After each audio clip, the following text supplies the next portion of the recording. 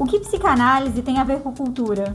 Qual a relação entre a teoria e a cultura pop? Bom dia, boa tarde, boa noite. Meu nome é Raissa, eu sou psicanalista e mestre em psicologia. Meu nome é Osvaldo, eu sou psicanalista, mestre e doutor em antropologia social. Sejam bem-vindos ao Só Ladeira Abaixo. Rondava na França uma profecia na Alta Idade Média. A profecia dizia: a França será perdida por uma mulher, mas será salva por uma garota virgem que habita as fronteiras de Lorraine. A rainha Isabel da Baviera passou a ser associada a essa figura que entregaria a França nas mãos dos inimigos, os ingleses. E uma jovem chamada Joana d'Arc, talvez uma das personagens mais conhecidas da história, passou a ser associada à virgem que salvaria o país. Joana d'Arc, além de se encaixar na profecia, ela mesma também fazia previsões. Ela tinha visões divinatórias. Ela veio de um contexto religioso. Ela nasceu em 1412, numa vila chamada Domremy, que é uma vila de fato próxima às fronteiras de Lorraine, como dizia a profecia. Ela falava que ouvia vozes divinas desde que tinha 13 anos de idade e ela deixou que essas visões e essas vozes determinassem os rumos que ela tomaria e as escolhas que faria com a própria vida. A insistência de Joana d'Arc em perseguir o comando de suas vozes divinas a levou a participar também com certa influência de conselho de generais contra a Inglaterra. Ela ajudou a determinar rumos de campanhas de guerra e, com ela, a França conseguiu uma virada importante na Guerra dos 100 Anos e reconquistou vários territórios que estavam sob o domínio inglês. No ano de 1430, a Joana d'Arc foi capturada por franceses, aliados aos ingleses, e foi queimada viva no ano seguinte com em torno de 19 anos de idade. As visões de Joana d'Arc eram então tanto uma bênção como uma maldição, e também anunciavam a maneira com que a Igreja Católica lidaria com profecias anos mais tarde, ou seja, de forma proibitiva. 100 anos depois da morte de Joana d'Arc, a Igreja Católica era a única instituição que podia realizar ou pensar profecias. Bom, se a Joana d'Arc tivesse nascido nos dias de hoje, certamente a gente ia entender suas visões como delírio, esquizofrenia, algo do tipo. Mas em algum momento do passado, essas visões elas tinham caráter divinatório, né? Sendo a Joana d'Arc ela mesma vítima e agente do destino profético. E aí eu me pergunto, quando que as profecias começaram a perder espaço? Quando deixamos coletivamente de acreditar em destinos divinos e pluralizar o futuro? Bom, para o episódio de hoje, eu vou me basear bastante num historiador chamado Reinhard Koselleck. Ele traz para a ciência da história e também, por que não, para a antropologia, uma abordagem muito interessante. Para além de pensar o que algo é ou o que algo foi, por que não pensarmos o que algo pode ser, quer dizer, na potência inerente àquilo que está sendo observado. A gente tende a enxergar a história, o ofício do historiador, como necessariamente algo que está versado ao passado. Mas se a gente tenta mapear as expectativas dos sujeitos, eu fico me perguntando, junto aí com Koselleck, o que isso muda em termos analíticos? Ou seja, quais são os horizontes de expectativas, para usar um termo dele, possíveis de serem acessados, e o que as expectativas dos sujeitos passados recontam para nós. E aí, para tentar pensar justamente essas expectativas, o Koselleck traz vários dados históricos num livro chamado Futuro Passado, que não tem como aqui entrar em detalhe, mas tem uma coisa importante, que é que o mundo medieval e da antiguidade foi marcado por profecias. Joana d'Arc, Nostradamus, o Mago Merlin, São Malaquias, Martinho Lutero, a gente tem vários exemplos de pessoas que acreditavam que o mundo iria acabar ou que tinham previsões de algum acontecimento vindouro. O Martinho Lutero, por exemplo, ele acreditava que o mundo acabaria em 2 ou 3 anos dali para frente, Ele previa a volta de Cristo porque ele diagnosticava que o tempo estava se acelerando. Além do Martinho Lutero, tem o Nicolau de Cusa, que vai prever que o fim do mundo seria no século XVIII. O Melanchthon, que prediz que o fim do mundo seria dali 2000 anos. o São Malaquias, que previa que o fim do mundo não aconteceria antes de 1992.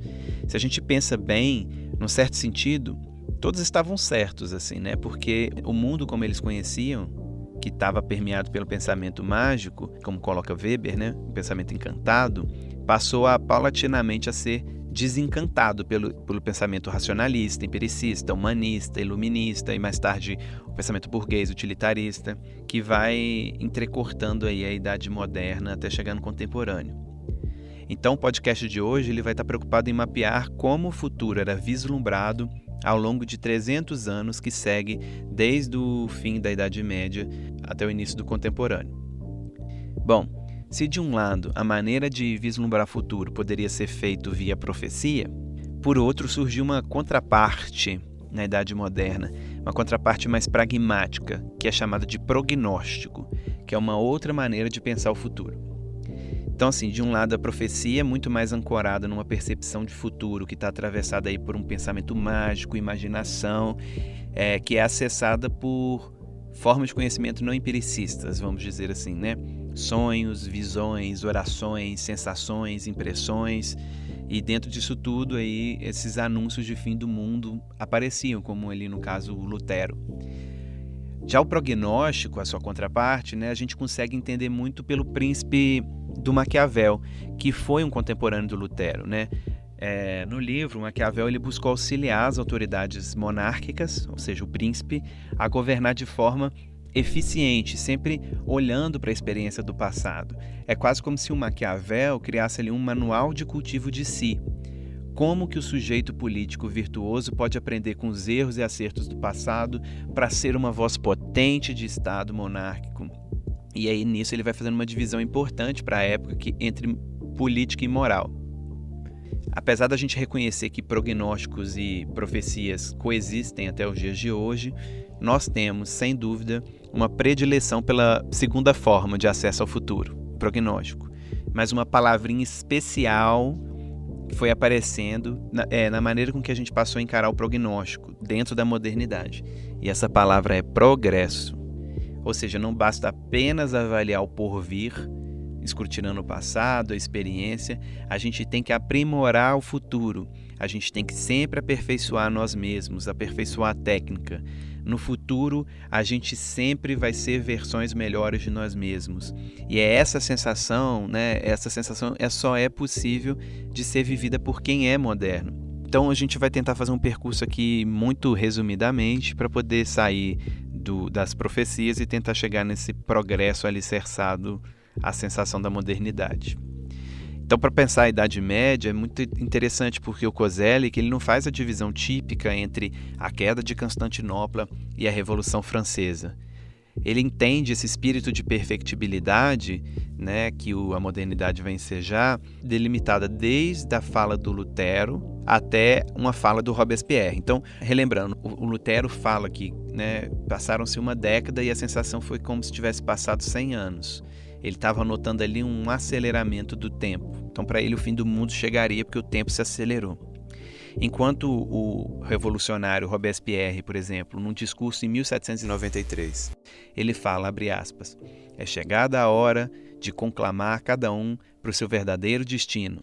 O progresso da razão humana preparou esta grande revolução e vós sois aqueles sobre os quais recai o especial dever de acelerá-la. Ele está falando aqui alguns anos depois da Revolução Francesa. Essa frase do Robespierre ela vai estabelecer a partir da Revolução uma ruptura radical, né? Um futuro com progresso, um futuro que deve ser acelerado, né? Ou seja, se de um lado o aceleramento ali do Lutero ele estava colocado na gramática de fim do mundo, se o mundo está acelerando é porque ele está acabando.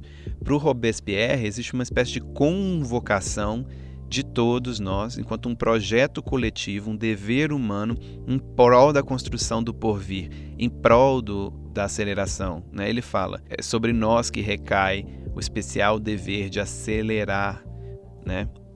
Então, o progresso aqui é a razão humana, é o cientificismo, o pensamento racional, e tudo isso cada vez mais alicerçado na experiência revolucionária.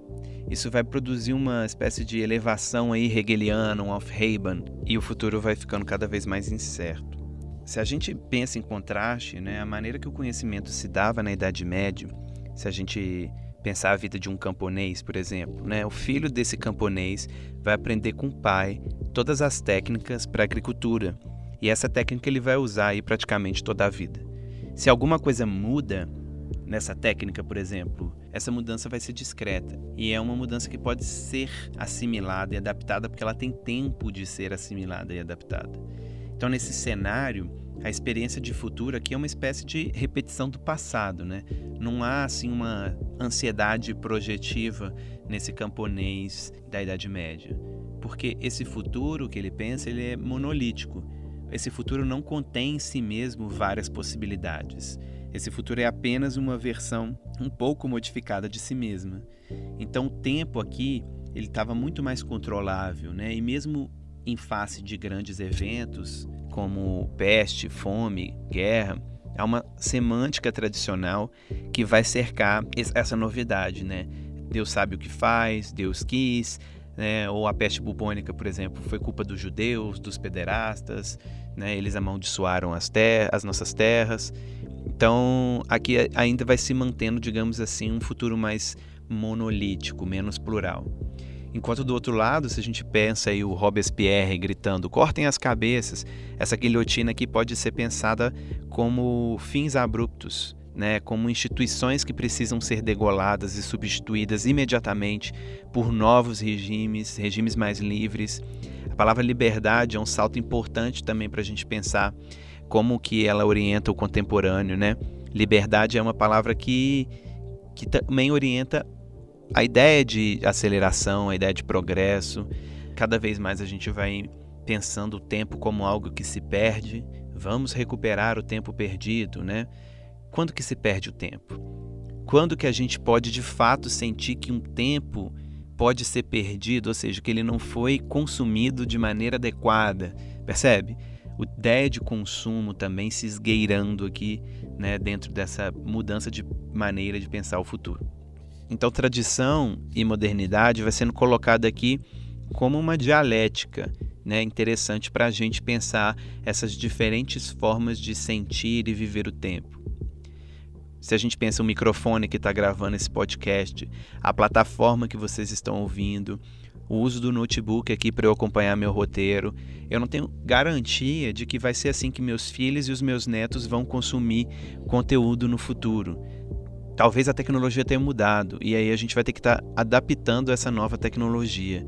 De ontem para hoje acontece tanta coisa que hoje a gente tem que fazer uma espécie de filtro, né? Uma gestão das notícias, porque é muito difícil acompanhar todas as notícias. Hoje a gente vive mesmo marcadamente pelo excesso, né?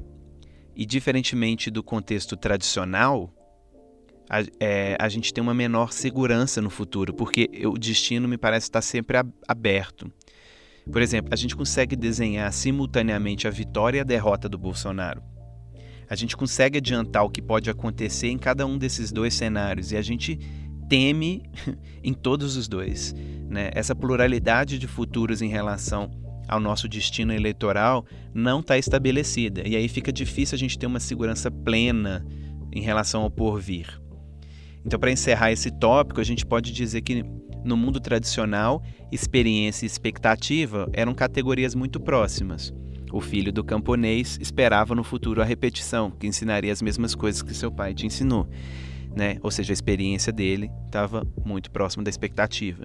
E hoje, na modernidade, a experiência e a expectativa têm se distanciado na medida em que o futuro tem se acelerado, em que o tempo tem se acelerado.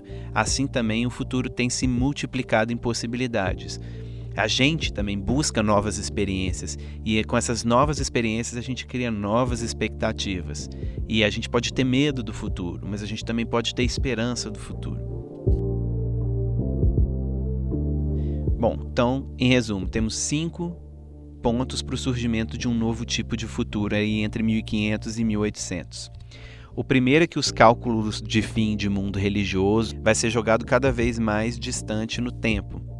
E aí É interessante, porque se a gente tem ali o exemplo do Lutero falando, daqui 1 ano o mundo vai acabar, daqui 2 anos o mundo vai acabar, as previsões vai ser em 1992, nos anos 2000, né?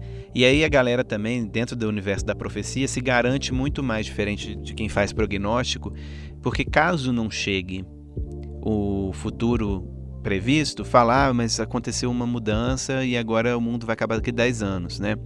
As teorias da conspiração no contemporâneo, que seria uma forma profética que a gente tem vivido hoje de lidar com o tempo, por exemplo, a teoria Quanon, Operação Storm, falam isso o tempo todo, né? Operação Storm vai acontecer, o reset financeiro, aí em maio.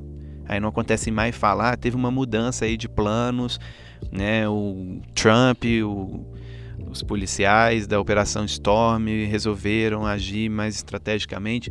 Então esses universos conspiratórios que a gente tem no contemporâneo tendem a sempre salvaguardar a sua reputação, porque a profecia permite isso, permite adiamentos, né? Enquanto o prognóstico não. Se a gente faz um prognóstico médico, né, da sua situação atual, com essa situação atual você vai se curar em 1 semana e você não se cura, então alguma coisa está errada nesse prognóstico, a gente não confia, né?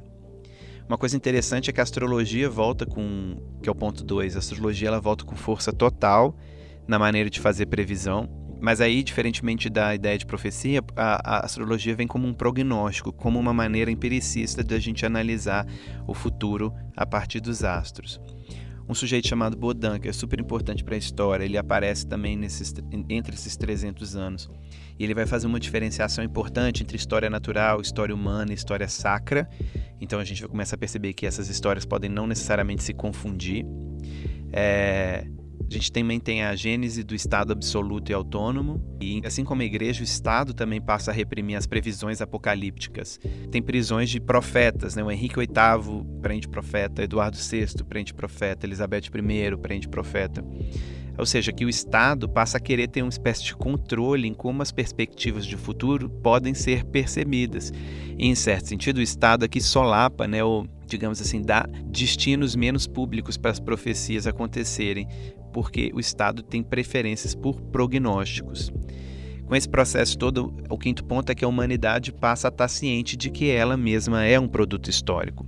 Então a galera começa a falar, estou vivendo na Idade Moderna, eu sou moderno e o que veio antes de mim é a Idade Média e o que veio antes disso é a Antiguidade. Então começa a nomear o tempo, dá uma linearidade para o tempo, dá uma autoridade para essa linearidade. Né? Passado, presente e futuro passam a ser enxergados como uma seta, uma flecha retilínea.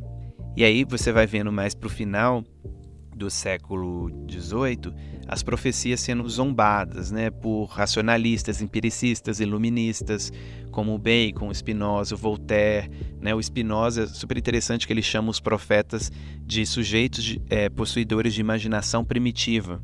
E aí, se a gente pensa também em Revolução Industrial, a gente tem o nascimento da sociologia enquanto uma ciência de poder prognóstico, digamos assim, né? O planejamento da cidade, a teoria malthusiana, a necessidade de ter uma ciência que vai pensar a sociedade industrial, o aumento de violência na cidade, o aumento do tamanho da cidade, a matemática social, ou seja, a estatística, como lidar com a fome, como lidar com a seca, com o saneamento básico, o transporte para levar os operários para o trabalho. Tudo isso é cálculo de aprimoramento de futuro, tudo isso é cálculo de aprimoramento da sociedade. Então a gente tem aqui sendo forjado de fato uma linearidade autoritária do tempo, né? O passado passou, no presente a gente cria o futuro e a gente está destinado a viver nessa modernidade dentro de uma gramática cada vez maior de progresso contínuo, aperfeiçoamento da técnica, nada tá bom, aperfeiçoamento de si. E aí eu queria chamar a atenção, né, como que é interessante pensar essa mudança no tempo. A gente está falando aqui muito em grandes termos, mas se a gente pega a categoria que o Koselleck usa, que é experiência e expectativa, a gente tem uma grande oportunidade para pensar fenomenologicamente. Ou seja, como diria a Wiener Dys, mais uma descida ao cotidiano, né? Tá atento mais às moralidades do dia a dia, às ações morais do dia a dia, os sentimentos, as emoções que vão caracterizar a maneira que a gente vive o presente e espera o futuro. Então, por um lado, o passado que nos constitui está sempre em tensão com esses futuros possíveis, que vão se fragmentando, estilhaçando, pluralizando. Se a gente faz terapia, a gente vai o tempo todo tensionar esse passado e esse futuro. A gente vai nomear as coisas que a gente viveu, ou às vezes renomear, ressignificar. A gente vai tentar preservar algumas outras coisas, né? Mas também vai buscar mudança. Ou seja, a expectativa é um desejo que negocia com o tempo. E aí eu me pergunto, né? Quais passados e quais futuros atuam em nós? E aí eu preciso fazer um parêntese importante. É claro que eu estou criando aqui uma ideia de idade média monolítica, né? Muito marcado por, digamos, grandes formas de pensar. Se a gente fizesse aí uma aposta mais miúda para poder pensar a Idade Média, mais detalhista, a gente veria assim que tem transformações, que tem mudanças, que vai desviar essa tônica que eu estou insistindo da tradição, da experiência, mas ao mesmo tempo, né, se comparado à modernidade ou mesmo à Idade Moderna, eu acho que de fato há poucas transformações, né? Outro ponto que eu acho que é interessante explorar, mas talvez isso mais nos próximos episódios, é que a modernidade como sinônimo de otimismo, né, o progresso como sinônimo de aperfeiçoamento, é muito o início da modernidade. O que eu acho que está acontecendo hoje é um divórcio dessas duas esferas, né? É diferente do manifesto futurista do Marinetti. O que a gente tem hoje mesmo é mais que uma falta de esperança, uma atitude mais negativa em relação ao futuro, uma busca por passado, pela nostalgia. Enfim, será que a gente alia futuro e progresso como antes, né? Será que não é chegada a hora da gente entender o futuro mais nos termos do Ernest Bloch e como um princípio esperança? A professora da UENG, Tamara de Oliveira Rodrigues, ela deu uma entrevista sobre o Koselleck no podcast de filosofia chamado Filosofia Pop. Ela estava refletindo justamente uma coisa super interessante, né? Ela pensa a figura do Lula, por exemplo, como alguém que se tornou uma peça política muito proeminente por saber vender futuros. E ela fala, em contraste, que a campanha do Bolsonaro foi articulada na venda de um passado, ou talvez de um futuro que quer recuar. Eu concordo com ela, eu acho que, num certo sentido, o passado que o Bolsonaro busca é aquele idílico, fascista, tradicional, né, no sentido de valor, mas eu também acho que o futuro que o Lula propõe é um futuro passado, para usar o título do livro do Koselleck, né? É um passado de 20 anos atrás, em que a gente conseguia sonhar e ter esperança. E eu não acho que há uma espera revolucionária na figura do Lula também por parte de seus eleitores, de modo geral, né? Talvez pelo contrário, o Lula ele pode ser que represente uma figura de manutenção, ou seja, manutenção das instituições ou recuperações das instituições. Aí sim, depois do Lula, talvez um trampolim para a gente começar a pensar outros futuros políticos. Outra coisa interessante que a professora Tamara fala, e que eu acho que eu concordo, né, que o futuro está perdendo energia. Ela escreveu um artigo super interessante com Marcelo Rangel, intitulado Temporalidade e Crise, sobre impossibilidade do futuro e da política no Brasil e no mundo contemporâneo. E aí nesse artigo eles vão dar dicas de como lidar com o futuro, né? E eles chamam se lidar com o futuro de postura melancólica, ou seja, agir a despeito dos resultados. A gente deveria apostar mais em construir um mundo de desejos, ter expectativas esperançosas para o futuro, mas à medida que essas expectativas não são realizadas, a gente não deveria desistir dessas esperanças, né? E também não delegar ao futuro por si só como capaz de resolver todas as nossas contradições e os nossos desafios. Gostou desse episódio? Siga a gente nas redes sociais e comenta se esse episódio te tocou de alguma maneira. Até a próxima!